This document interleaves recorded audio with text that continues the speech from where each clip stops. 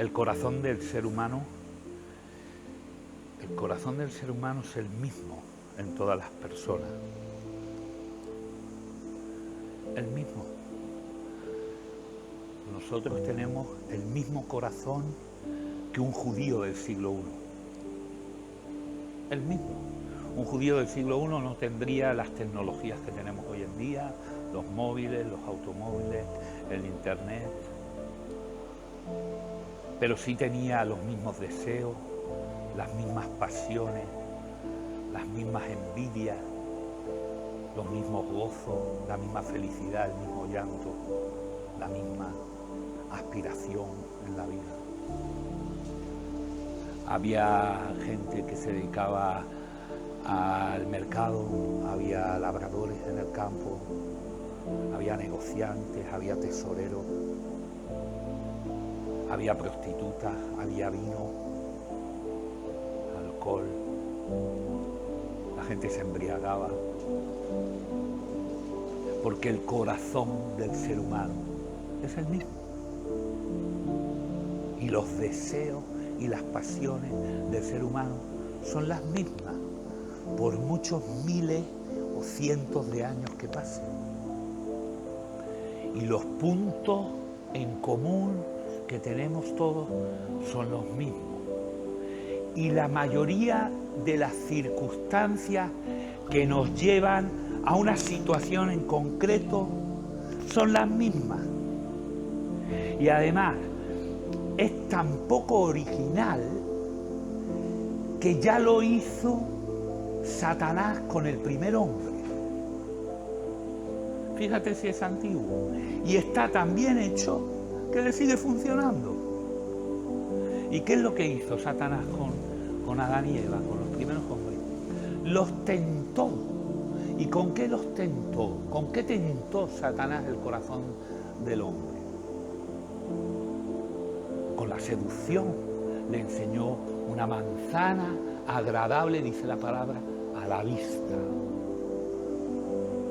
Un fruto de orgullo, de soberbia, de lujuria, de placer, todo lo que contenía el pecado. Pero se lo revistió, que decía la palabra que era agradable a los ojos. ¿Qué hace hoy en día el pecado en nuestras vidas?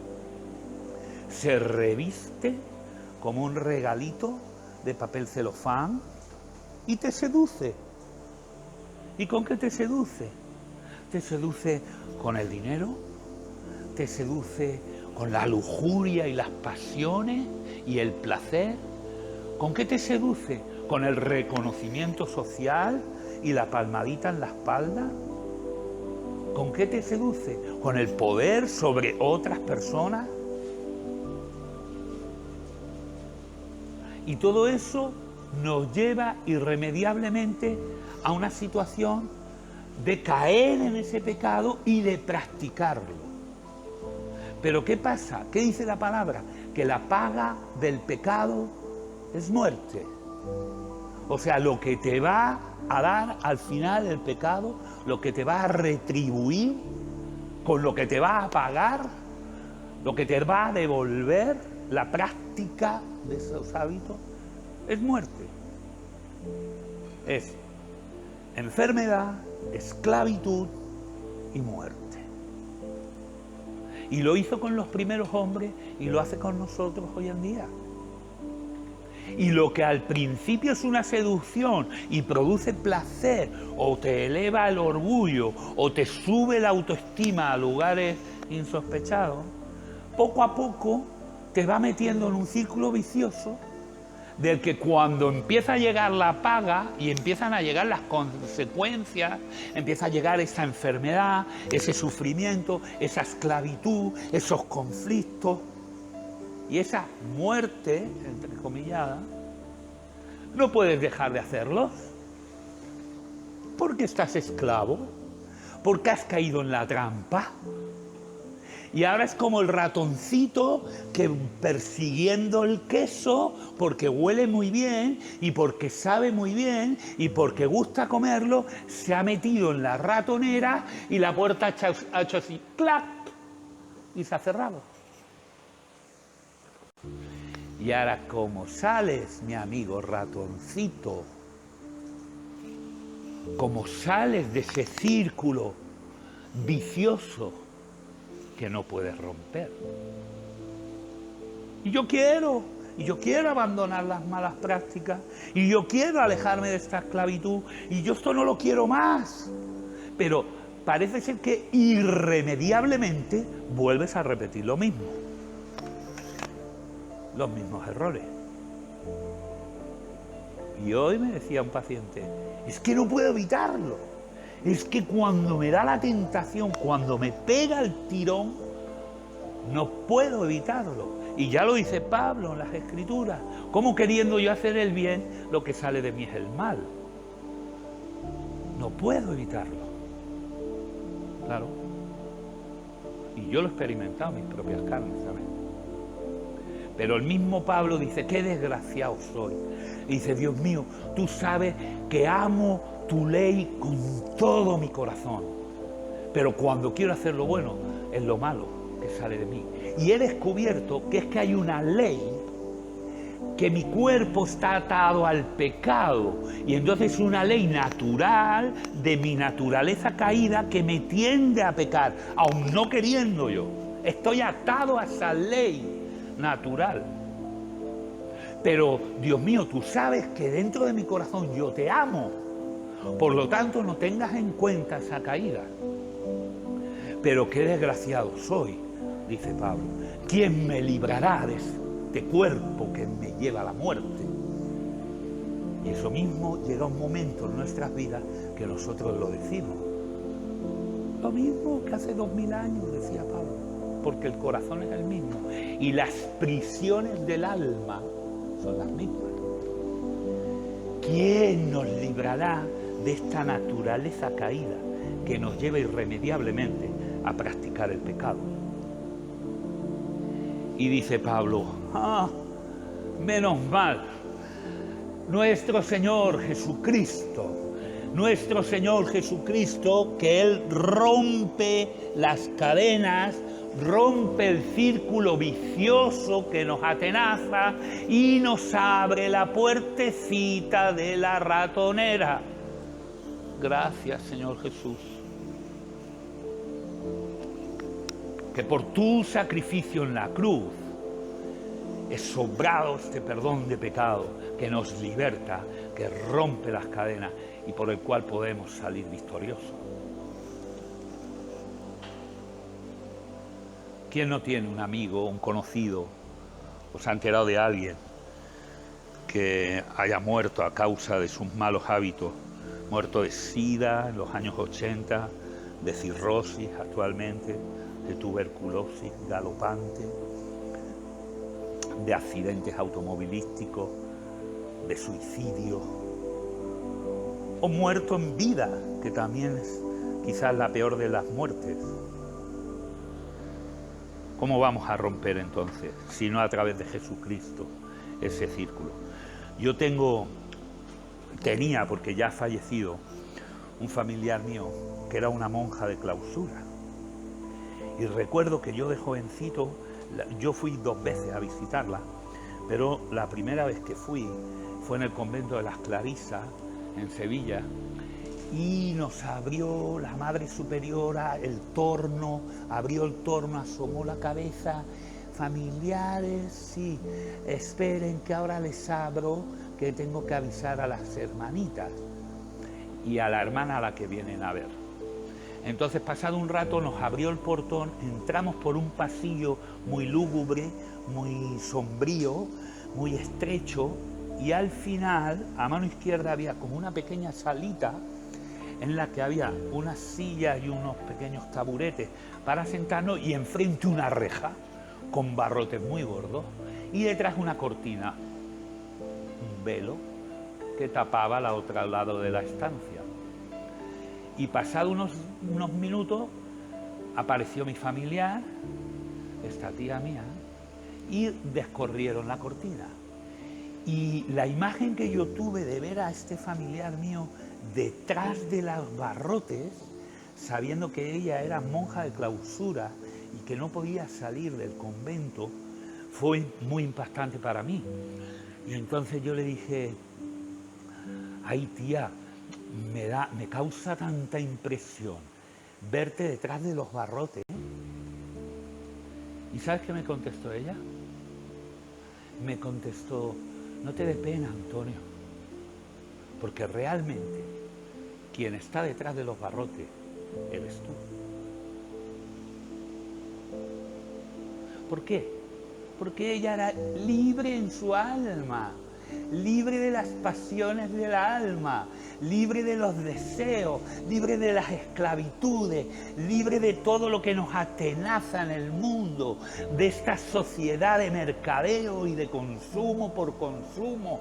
Ella se había liberado a través de Jesucristo y entonces ahora ella miraba con otros ojos la realidad y lo que realmente veía es que el esclavo era yo en el otro lado de los barrotes.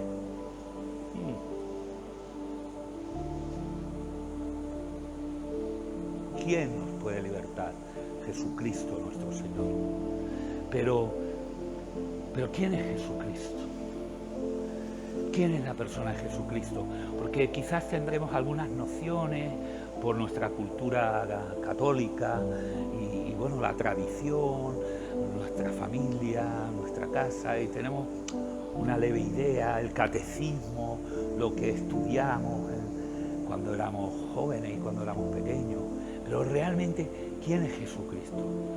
Y para contestar esta pregunta, yo me he ido al texto, al Evangelio de Mateo, al capítulo 16, y leo del versículo 13 al 16. Y dice así, ¿verdad?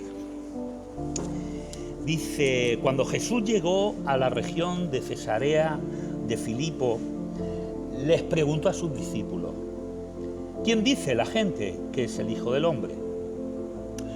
Y unos dijeron, bueno, contestaron, algunos dicen que eres Juan el Bautista, porque te confunden con él. Otros dicen que eres Elías, y otros dicen que eres Jeremías o algún otro profeta. Fijaros que Jesús le estaba preguntando a sus 12, a sus más íntimos, le estaba diciendo, ¿quién dice la gente que soy yo? Y le están diciendo, unos se confunden con Juan el Bautista. Bueno, confundirlo con Juan el Bautista en su época era ya un personaje. Pero dice, otros dicen que eres Elías. Elías era el mayor de los profetas del Antiguo Testamento para los judíos. Lo estaban comparando con un personaje quizás de los más grandes. Es como si nos compararan a nosotros. ¿Quién dice la gente que soy yo? Y dijeran, pues el presidente de los Estados Unidos. O sea, no lo estaban comparando con cualquiera. El que menos decía que Jesús era un profeta. Lo estaban comparando con gente grande, importante, relevante de la época. Pero si hoy preguntamos hoy en día, ¿quién es Jesús?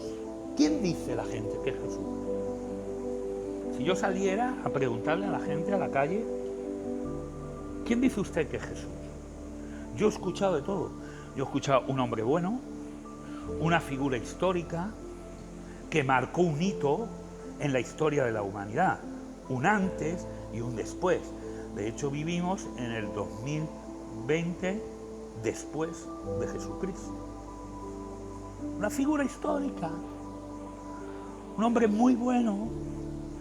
Yo he escuchado estas barbaridades. He escuchado que Jesucristo era un hippie, paz y amor, y que, bueno, pues como por aquella zona de Marruecos, Arabia, Jerusalén y todos esos lados, se fuma grifa, pues que hasta fumaba grifa. He escuchado esas barbaridades. La gente no tiene una idea muy... El que más, sí, el personaje histórico, hijo de José y María, quizás la historia un poquito así por encima se la sabe todo el mundo.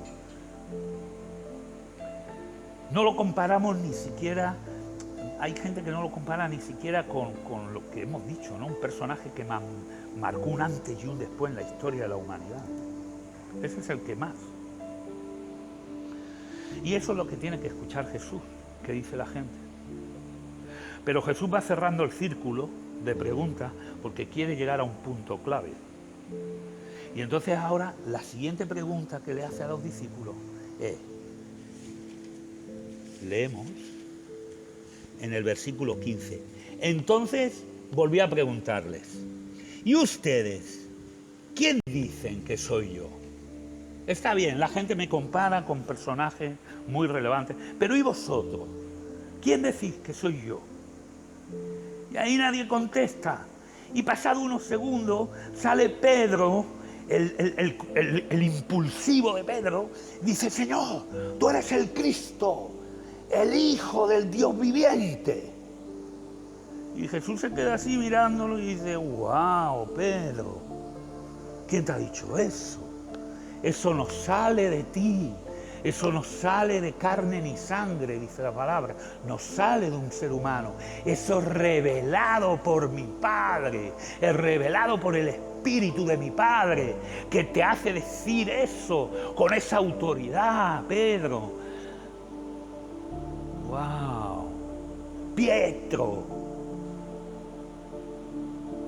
piedra, y sobre esa piedra, sobre esa declaración que acabas de hacer, de que yo soy el Cristo, el Mesías, el que el pueblo de Israel ha estado esperando durante miles de años, el que mi Padre anunció desde el principio de los tiempos que iba a venir, ese soy yo, el Hijo del Dios viviente. Y Pedro, Pietro, piedra, sobre esa roca, sobre esa declaración que acabas de hacer, yo voy a levantar mi iglesia. ¡Wow! Pero esa misma pregunta nos la hace ahora a nosotros. La gente piensa que es un personaje histórico, la gente piensa que es un hombre bueno, que nació de una virgen, que murió en una cruz hace 2000 años y que, bueno, dicen y dicen y dicen. Pero y ahora tú, ¿quién dices que es Jesús? Quizás digas, pues, hermano, yo para mí es un desconocido. Ahora que me planteas esta cuestión, he de reconocer que conozco muy poco de la persona de Jesús. Conozco la película, conozco el catecismo y la historia un poquito por encima. Pero no tengo amistad con ese Señor. No lo conozco personalmente. Todos tenemos círculos de amistades. Tú a mí me preguntas por el del 9º piso y digo, sí, me parece que trabaja en un banco, pero ¿sabes cómo se llama? No, no sé cómo se llama. ¿Y sabes si está casado? Me parece que sí, pero no estoy muy seguro.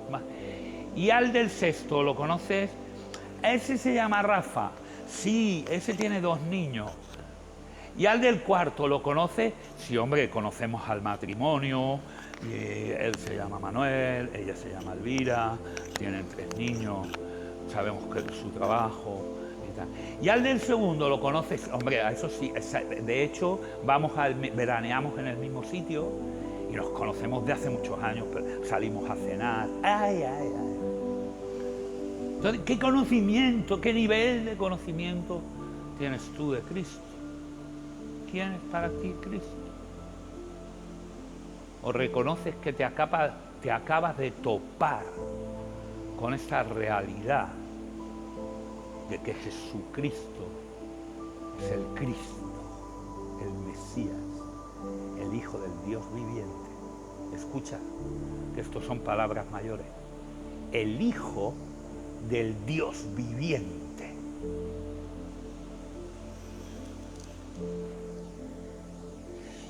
Los judíos habían crecido en un ambiente en el que esperaban que Dios mandara un Mesías, un Salvador, un Rey conquistador, un libertador, que llevara al pueblo de Israel a ser poco más que el amo del mundo, a ser libre por completo. Y ya habían empezado a correr las voces por Judea, por el pueblo de Israel, de que ese Mesías, ese libertador había llegado. Y entonces la gente estaba expectante. ¿Quién era? ¿Quién era él? ¿Y eso qué significaba? ¿Qué esperaban? ¿Un Conan el bárbaro? Con una espada de 1,5 metros, que los libertara de toda la ocupación romana. Israel había sido un pueblo siempre ocupado, siempre maltratado, siempre asolado, siempre esclavo. ¿Qué esperaba la gente? ¿Qué pensaban los propios discípulos que era Jesús? Y entonces Jesús va cerrando el cerco y va haciendo cada vez más estrecho el cerco con esta conversación, porque lo que quiere es que ellos descubran completamente quién es Él.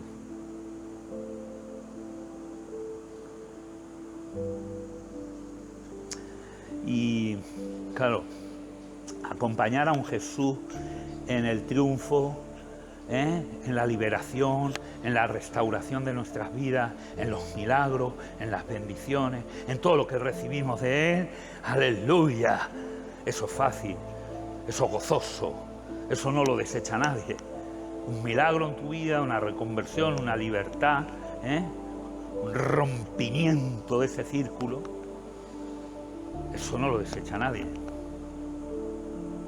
Pero, ¿y seguir a un Mesías crucificado?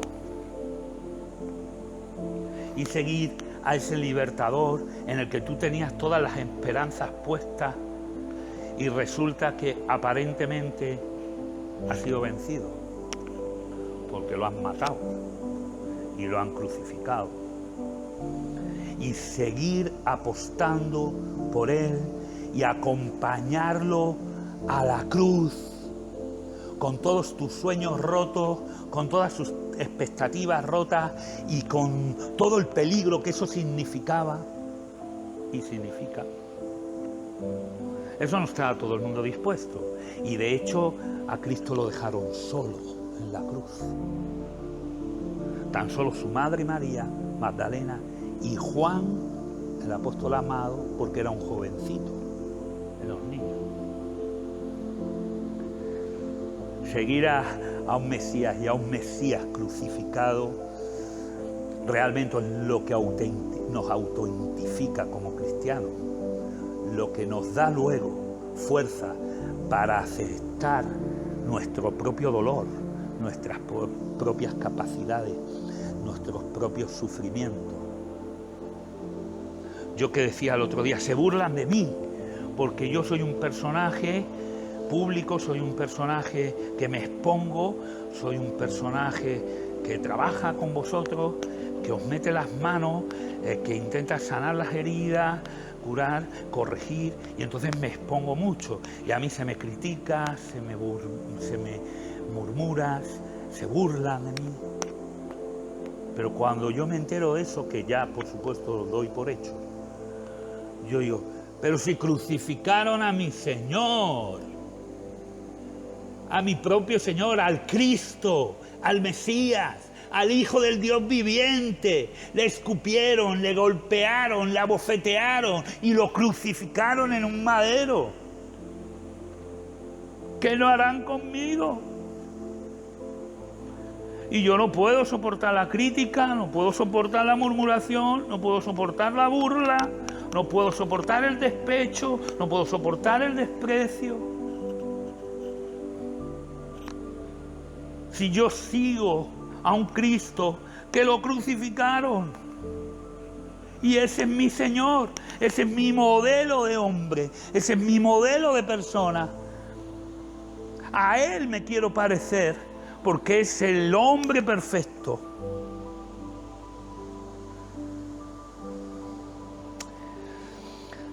Ay, Señor, el que confiesa a Jesús como el Salvador de su vida y de su historia, ese es el verdadero discípulo del Mesías. Jesús murió, sí, Él murió, y murió en una cruz. Y eso solo debería de ser suficiente para rompernos y quebrantarnos el corazón en 1000 pedazos. hasta hacerte caer de rodillas y levantar tus brazos para adorarle. Solo eso, el hecho de que Él muriera. Pero no es así, porque no solo es la muerte de Jesús la que nos salva, no, es su resurrección la que tiene trascendencia en la historia de la humanidad. No que Cristo muriera, no, muertos hay muchos, resucitados no. Es la resurrección la que vence el pecado y vence a la muerte y la que da esta trascendencia a la historia de la humanidad. Si Cristo se hubiera quedado muerto, no tendríamos nada, no habría esperanza, dice Pablo, vana sería mi esperanza, seríamos los más desgraciados del mundo si Cristo no hubiera resucitado. Cristo murió, pero Cristo resucitó y Cristo ascendió a los cielos y luego estuvo 40 días entre nosotros. Y como cristianos nosotros defendemos la deidad de Cristo, que Cristo es Dios. Pero no hay que olvidar que Jesucristo vino como Dios, pero vino también como hombre. Para llegar a Dios necesitamos una escalera, un puente, un camino, y ese camino es Cristo Jesús.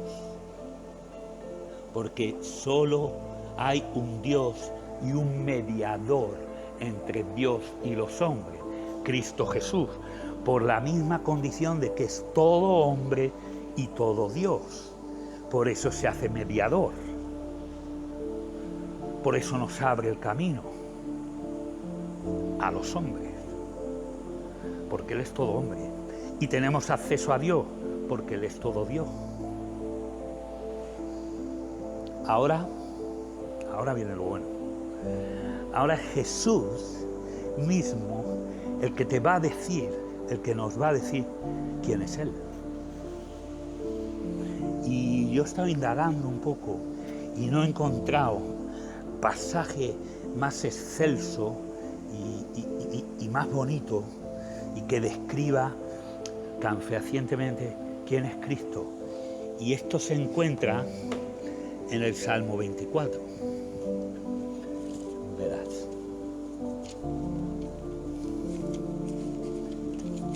Si tenéis Biblia, acompañarme al Salmo 24. Y dice así en la Nueva Traducción Viviente. Dice, ábranse portones antiguos, ábranse puertas eternas y dejen entrar al Rey de Gloria. ¿Quién es el Rey de Gloria? El Señor fuerte y poderoso, el Señor invencible en batalla. Levántense portones antiguos, álcense puertas eternas y dejen entrar al Rey de Gloria. ¿Quién es el Rey de Gloria? El Señor de los ejércitos celestiales. Él es el Señor de gloria. ¿Tú sabes quién es ese que está gritando a las puertas del cielo? ¡Alzaos vosotras, puertas eternas! Es el mismo Cristo, ascendido como 100% hombre, 100% Dios. Y está picando en las puertas del cielo. Y el cielo se paraliza ante tal evento. Y dice, ¿quién está tocando las puertas del cielo? ¿Quién es el que se atreve? ¿Quién es el que osa tocar las puertas del cielo? Y el guardián, el ángel, dice, ¿quién es? ¿Quién está llamando? Y Cristo dice, soy yo, el Señor fuerte y poderoso, el Señor invencible en batalla. Levántense esas puertas. Y vuelve a repetir, pero ¿quién es? Yo, el Señor de los ejércitos celestiales, el Rey de Gloria.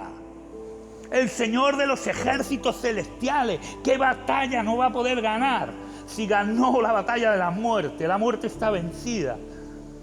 No va a estar tu situación, no va a estar tu círculo, no va a estar tu ratonera. Si Él ha vencido a la muerte y ha abierto el camino directo al Padre para ti y ha levantado las puertas del cielo Por primera vez en la historia de toda la humanidad, un hombre caminó hacia las puertas del cielo y clamó a viva voz: alzad, oh puertas, vuestras cabezas, vuestro cerrojo, y alzaos vosotras, puertas eternas, y entrará el Rey de Gloria. ¿Y quién es este Rey de Gloria? El poderoso en batalla. Y entonces todo el cielo detrás de esas puertas estaba asombrado. ¿Y quién es este Rey de Gloria? ¿Quién se atreve a hablarle a estas puertas? Ningún hombre se había atrevido a llegar tan lejos y poner su mano en la cerradura. ¿Quién es este Rey de Gloria? Y de repente el Señor, el Mesías, el Cristo, el Hijo de Dios, el que se hizo hombre por nosotros, levanta su voz y dice: el Señor, el fuerte y valiente, el Señor, el poderoso en batalla. Y por primera vez en la historia esas puertas se abren por un hombre, Dios. Y Él, Cristo, atraviesa las puertas y todo lo que había sido creado cae postrado a sus pies. Todo, puedes imaginártelo sin imaginarlo. Todo lo creado, y es infinito, cae postrado a sus pies. Y que los ángeles se postren y que traigan la diadema real y que traigan la corona del Señor de todo y corónenlo con muchas coronas. Él es el Cordero inmolado, el que ha vencido a la muerte, el que ha abierto las puertas del cielo. A este Jesús que crucificaron su propio pueblo, que crucificó la humanidad y que nosotros con nuestros propios pecados lo crucificamos también. Dice una canción de Marco Vidal, creo que es, dice: porque yo también estuve allí,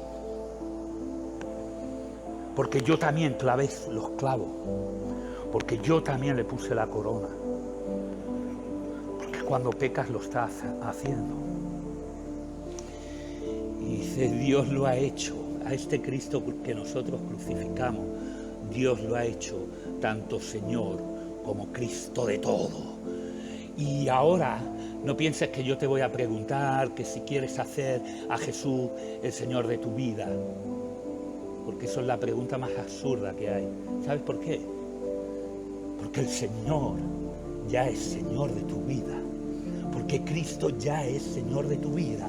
Así lo aceptes o no lo aceptes, así creas en Él como lo niegues, da igual. El Señor se ha coronado como dueño de todo lo creado, visible y invisible. Y Cristo es el Señor de tu vida. Entonces yo no te voy a pedir que lo aceptes o no, porque ya lo es. Quizás cuando ha empezado este devocional, bueno, pensabas y venías con una idea, pero si a partir de la alabanza tu corazón ha empezado a sentir la presencia de Cristo, la presencia de su Espíritu Santo, tengo una buena noticia para ti. Hoy ha llegado la salvación a tu vida, hoy ha llegado la libertad, hoy ha llegado el Espíritu de Dios, que se va a levantar en tu vida como un tutor, como una guía, como una lámpara a tus pies. Dice Dios que es la palabra, lámpara a mis pies es tu palabra, que ilumina mi caminar. Y si esto no te hace levantar los ojos, ver el firmamento y empezar a verlo con otros ojos, no sé qué más podría hacer Jesús. No sé si es que tendría que volver a morir. No sé qué más necesitas. ¿Qué prueba mayor necesita o qué demostración mayor necesita para que hoy rinda tu vida, tu corazón y tu alma a Cristo Jesús?